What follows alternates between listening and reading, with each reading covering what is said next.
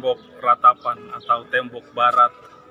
Mengapa disebut tembok barat? Karena tembok ini yang merupakan sisa-sisa bait Allah yang dibangun oleh Herodes berada di sisi barat ruang Maha Kudus di dalam bait Allah.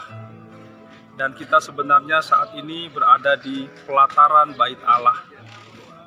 Mungkin di salah satu bagian dari tempat ini dulu Yesus mengusir para pedagang yang membuat orang-orang dari berbagai bangsa yang ingin mengenal Allah Israel tidak dapat berdoa.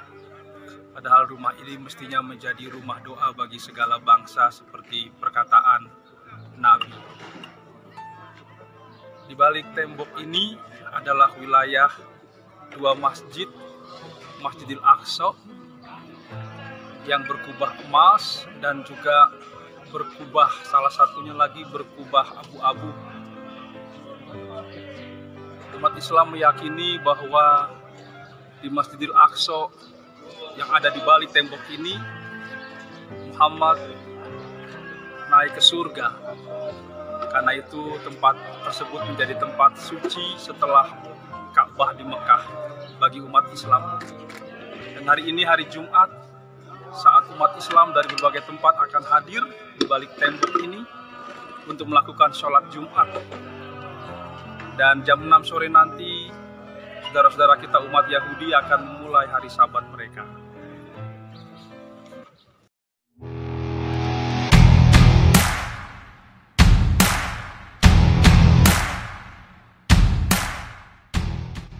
Saudara-saudara, inilah gambaran tembok pembatas antara wilayah Bethlehem yang merupakan wilayah otoritas Palestina, dan di balik tembok itu adalah kota Yerusalem. Mereka dipisahkan oleh tembok yang tinggi sekitar lebih dari 3 meter, mungkin sekitar 5 meter, dan ada berbagai mural di dinding ini yang menyuarakan tentang ketidakadilan yang dialami. Inilah tembok yang memisahkan dua keturunan yang sama-sama mengaku mereka adalah keturunan Abraham, yang menyembah Allah yang disembah oleh Abraham, Ishak, dan Yakub. Ironis memang, bagaimana sebuah kepentingan memisahkan manusia dari sesamanya dan membuat mereka sulit hidup berdamai, menjadi saudara satu terhadap yang lain. Ketidakadilan hanya dapat diatasi dengan kasih sayang, sebab dari kasih sayang akan muncul persaudaraan. Dan dari semangat saudara bersaudara untuk saling memuliakan dan mengembangkan kehidupan bersama, dari sana tentu keadilan akan muncul.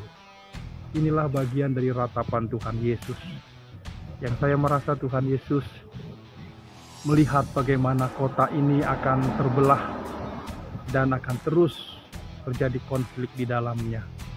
Dan untuk itu Yesus mati di kayu salib, mengajarkan kita, mengajarkan mereka apa arti hidup di dalam kasih. Bukan untuk merebut kekuasaan, tetapi untuk berbagi kehidupan, berbagi cinta, dan mengampuni. Ketidakadilan memang seringkali dilakukan secara tertutup, diam-diam. Meskipun kita juga melihat banyak ketidakadilan yang terjadi secara terang-terangan. Tempat ini adalah salah satu saksi bisu dari ketidakadilan yang dialami oleh Tuhan Yesus, yang dilakukan oleh manusia, seorang pemimpin agama, untuk kepentingan entah apa, kepentingan agamakah, kepentingan politika, atau yang lainnya.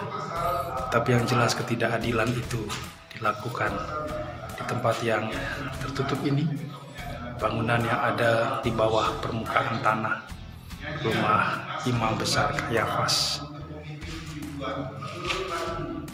Di dalam kasih Tuhan Yesus Kristus, Ibu Bapak Saudara-saudari yang Tuhan kasihi, perjalanan sepanjang hari ini di kota Yerusalem membuat saya berefleksi tentang Yerusalem bukan sebagai sebuah kota, tetapi sebagai sebuah ide. Yerusalem sebagai sebuah panggilan. Yerusalem sebagai sebuah logic of discovery. Tuhan memberikan ide tentang kota damai yang menjadi arti dari nama Yerusalem kepada kita semua.